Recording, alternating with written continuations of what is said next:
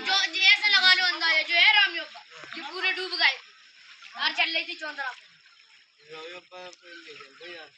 तो घंटे नहीं चले पाई अरे पूरा जा रहा तो ऊपर मुंह ले रहा कबीर भी तो हेलो गाइस कैसे है हमारी गांव की नदी है ऐसा कभी भी नहीं हुआ जो आज हो रहा है नदी रे बहुत उतर गई बिल्ला यहाँ बाढ़ आने की संभावना है अभी नहीं है उतरती जा रही है कृपया करके देख लो साहब जी रामजी बाबा का मंदिर भी डूबा है कृपया करके